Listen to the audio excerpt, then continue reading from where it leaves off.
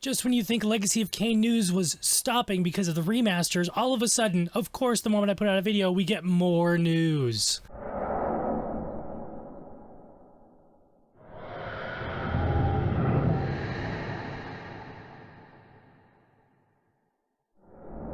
Greetings everyone, I'm Calypso. Before I get into the meat of this video, feel free to check out my Legacy of Kain playlist. I've talked about every single update so far with the Soul Reaver 1 and 2 remasters, and of course we are getting even more. A mug of ale, this is not, it is something even better. We are getting the glorified, whether it will make you cry, your dreams die, or it's everything you've ever wanted, the confirmations and the final word from Raina Audrin, the director of the Soul Reaver 1 and 2 remasters, as well as a surprise little gift for all of us that may or may not turn out amazing or be complete and total crap. So, of course, yesterday, or maybe even a couple of days ago, Raina Audrin did a interview going over everything that you guys have always wanted to know about these remasters in Slovakia, Czech, Russian, I'm sorry, wherever Raina is from, that language. Thankfully, another longtime community member, Andrew Fradley, who's worked on the wiki and everything else,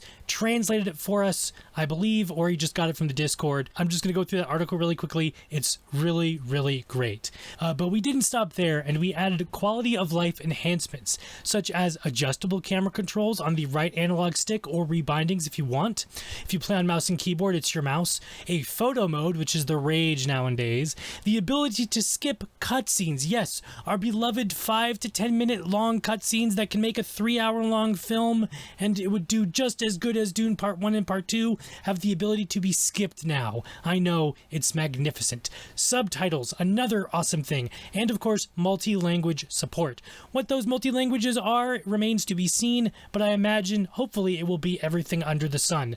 I do know there is a really great French translation of Soul Reaver. A friend of mine sent me a couple videos, and the voice acting for the French version is actually pretty cool. So I do hope that they add multi-language like video cutscene support and everything else like that. What's more is they didn't just stop at improving the old games, the team wanted to expand upon them.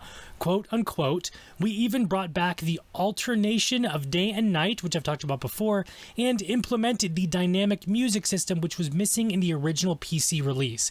Basically, all of this was done in the spirit of additions rather than the changes in our work on the Soul Reaver 1 and 2 remasters. What changes those are, apart from just textures and modeling, also remains to be seen, but the dynamic music thing was the thing that was bothering me. It is a well-known fact that the PC versions of every single one of the Legacy of Kain games was a complete and total bork job for the porting job of those games. I believe, except for Blood Omen maybe. Blood Omen I think was ported by Psygnosis. They're gone now, but I think they did the porting job. Someone correct me if I'm wrong.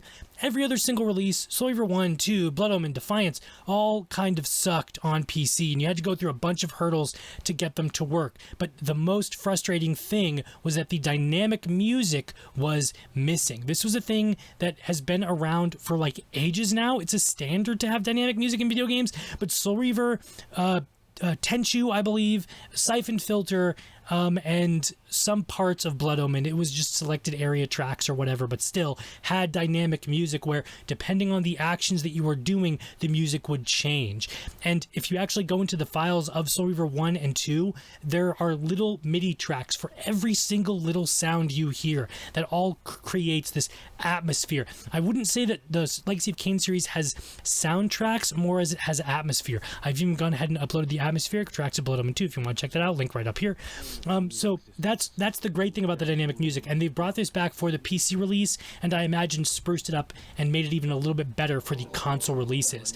This makes me wonder if they've reverse engineered the PC release or if they've gone after the source code. I don't know, actually, of course, until we get a confirmation from Raina, maybe, but if they are reverse engineering this bad boy and sprucing the dynamic music up, that is fucking awesome, and that's one of the best features. Like, seriously, it's just great. Of course, they didn't just stop at improvements, they added new features as well. Monica, which I didn't know that was her name, I'm gonna keep calling her Raina though. Raina highlights the inclusion of bonus materials in the game's launcher. These were originally part of the PlayStation 2 versions of Soul Reaver 2. It's gonna be all the behind the scenes stuff in the outtakes, guys. But we decided to remaster them in HD, meaning they either AI upscaled them, but I hope to God they actually went back and redid the whole thing from scratch, because AI upscale stuff can either look really good or really bad.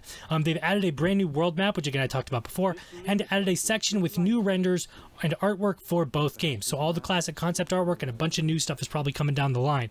The gorgeous artwork and fan cosplays have also made their place here, along with the original end credits. I don't know what that means, but I'm guessing it's just, you know, high-scaled end credit stuff because it was all 480p back in the day for the resolutions.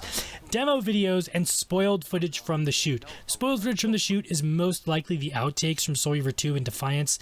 Maybe we'll get some for Soul Reaver and Blood Omen and stuff. I think that'd be really cool. For those interested in ancient gaming mysteries, we've also put together, and here's the real kicker that you guys are really going to love, we've put together a museum called the Lost Levels. This way, players can officially explore these levels themselves for the first time. As I said in my very first Legacy of Kain Soul Reaver 1 and 2 Remastered video, I speculated that this is what they were going to do, and it would be stupid if they didn't. And we've just got confirmation that they are. Now, we will be able to explore these levels for the first time. That means it's going to be either A, B, floating video museum thing, or B, which is probably what they're going to do, walking through it. You can literally go to the Lost Worlds website and YouTube channel, which I've linked down below, as well as the Ancient Stens YouTube video channel and website, which I've also linked down below, and watch them play through these levels for Soul Reaver 1, 2, Blood Omen 1, I believe Blood Omen 2 as well. Everything, all the cut content, guys. Like I've said for a billion times now, even on the Reddit, is that they've had access to this content for years. It would be the dumbest decision in the world to not just allow people to play through these, even though they will not be part of the main game as a little extras menu. And we're getting that. Hell, even God of War had a cut content section for the first one that showed all the enemies that were gone and everything else like that. But the other biggest thing, congrats, that's all the stuff we're going to go through for that, guys. The other crazy thing that we are getting, which just blew my mind immediately, apart from the comic book and stuff, is that we are getting an official Legacy of Kain Encyclopedia and tabletop role-playing game called Legacy of Kain, the Book of Nosgoth, which sounds cool. An official encyclopedia featuring stunning new artwork that dives into the lore and history of the franchise, and Legacy of Kain Scourge of the Seraphan, a tabletop role-playing game featuring the Seraphan Order, a brotherhood of vampire hunters fighting tirelessly to protect the humanity of Nosgoth. This is being handled by Lost in Cult, Cook, Becker, and Crystal Dynamics, and probably Saber Interactive and Aspire, who've been working on all this stuff in the first place. I have no idea who Lost in Cult are, who Cook and Becker are. I'm guessing publishing companies. Lost in Cult, though, is apparently an indie publishing tabletop company, and thanks to someone posting this on Reddit, we have a bit of a sniff of just what this might mean and how this can either be a very, very good thing for the franchise as it stands, or a very, very bad thing as it stands for the franchise. According to this Redditor, Lost in Cult service has been, as they say in the business world, pretty iffy. That doesn't inspire me with any confidence whatsoever. They have admitted in recent weeks to having major issues with one of their distributors and pledged to improve things moving forward, quote unquote, from this Redditor, but I have been holding off on backing any of their projects, at least until they provide some proof that things have gotten better. I've linked the full post of this Reddit thing down below so you guys can check the rest of it out and read the rest of it. But as cool as this is, as really awesome it is to finally get a Legacy of Kain tabletop, which is something fans have been asking for literal decades, to rival D&D, to be a companion part for D&D, to just have something Legacy of Kain tabletop is fucking cool, but it's being handled by a apparent new indie company who doesn't have their shit together. But then you also have the backing of Crystal Dynamics' money. So it's like you have a double-edged sword here of whether this is going to be really good and really bad. The other issue is that the Encyclopedia and the Seraphan, the Scourge of the Seraphan, so that means it's either going to be during the Golden Age of the Seraphan during Janos' time, or the failure of the Seraphan during Kain's time when they were sort of whatever, or the Blood Omen 2 timeline if you want to take it in that direction. Maybe Mobius's Crusade timeline, whatever. Nosgoth, perhaps the Nosgoth multiplayer Seraphan Resurrection timeline. I think that'd be cool. I personally love Nosgoth. But the whole thing is that this can either be very awesome fan fiction or very bad fan fiction. It has me worried that all these new players who, although grew up maybe playing this franchise and are fans of it, aren't necessarily the best writers. You know what I mean? Like, it has that fan fiction smell all over it to me. And as much as I wrote my own fan fiction for Devil May Cry and Legacy of Kain back in the day, and even wrote 3 novels about it, that doesn't mean it's necessarily good. A lot of really good fan fiction stuff out there who end up becoming professional writers or whatever. But now, because you have Amazon and all these self-publishing things, you can write your own fan fiction, change all the names, and then publish it yourself and sell it for $1. It doesn't mean that you should. It's like they haven't stopped. What's the saying? They haven't stopped to think whether they should if they could, or whatever the quote is. I don't know. I'm very iffy. I think when it comes to anything future franchise Legacy of Kain wise, be very, very cautious.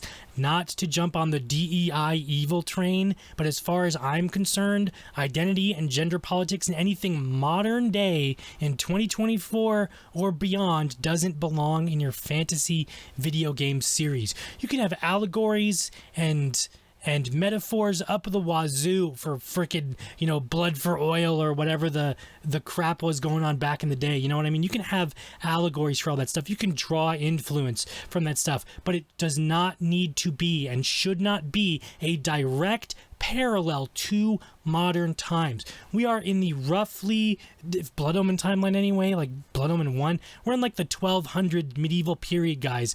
None of that shit existed, so just leave it alone.